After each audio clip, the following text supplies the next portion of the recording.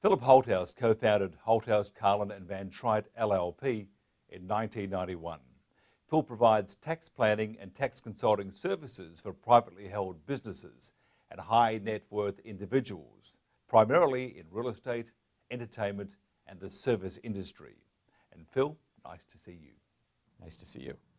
So how did your business start, and let's talk about the recent growth. We started the firm in 1991. John Van Trite and Jim Carlin and I got together, and I think we had about 8 people when we opened the doors in 1991, and it's grown pretty steadily since then, so we're up to a head count of about 250 people scattered in 7 offices around the Southern California area. So with competition from national CPA firms, how have you then attracted, say, the junior or the more senior professionals to the firm?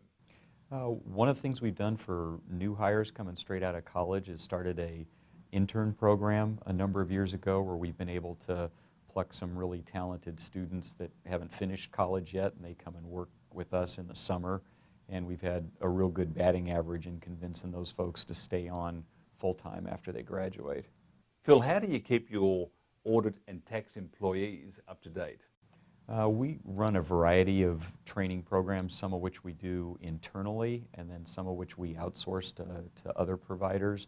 So in a typical year, somebody might take a week or 2 of training classes spread during the year that our firm runs, and then the tax people might go to the Masters in Tax program at one of the local universities, and the auditors might go to programs that are run by Cal Society of CPAs or AICPA, so we try to mix it a little bit of in-house and outside of the house training. Phil, what are some of the firm's niche practices or the firm's specialties? We have a broad-based practice, but we do have some areas where we have some concentration. We do a lot of work in the real estate area, do a lot of work with service firms, transportation companies, private equity firms. That's become a much more involved area for the firm over the last several years. Do a lot of audits of 401k plans and pension plans. So it's broad-based, but there are some areas where we have some niche practices. What has the firm done to ride out the recent downturn? Just kept our heads down and kept plowing ahead. We've got a lot of clients. I'd say most of our clients have been stung by the recession to some extent, some much more severely than others. So we have spent a lot more time working with clients who are dealing with their banks or troubled real estate properties and troubled companies, trying to help do some damage control there.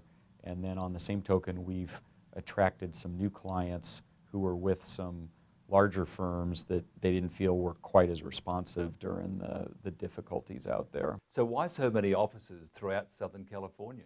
I think we started out with 3 offices when the firm was only about 2 or 3 years old, and which at the time anybody would have looked at that from a strategy standpoint and probably thought it didn't make a whole lot of sense to have 3 different offices with maybe only 20 or 30 people in the firm.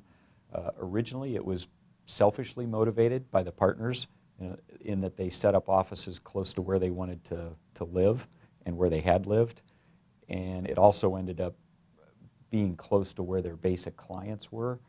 As time went on, we decided with the worsening LA traffic, it ended up being an advantage from an employee retention and recruiting standpoint, because somebody may come to work for our firm much more eagerly if they can work out of a Pasadena office or a Long Beach office or a Westlake office than if we insisted that everybody commute to downtown or commute to the west side of LA, where it's such a painful encounter to go back and forth.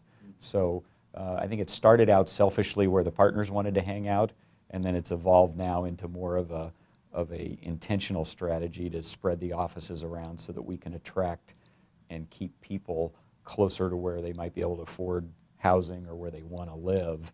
And then the clients don't mind if you're close too, but it really was driven more from the internal standpoint than it was from the client standpoint. And if somebody wants to find out more about Holthouse, Carlin and Van Trite, how would they do that? They can check out our website, would be one place to start, because there's a lot of information on the website, or they could just call any of the partners or managers in the firm that are posted on the website and start quizzing them and see if it's a place they might want to go to work, or if they're a prospective client, whether it's a good fit for their business or their individual needs to talk to our firm.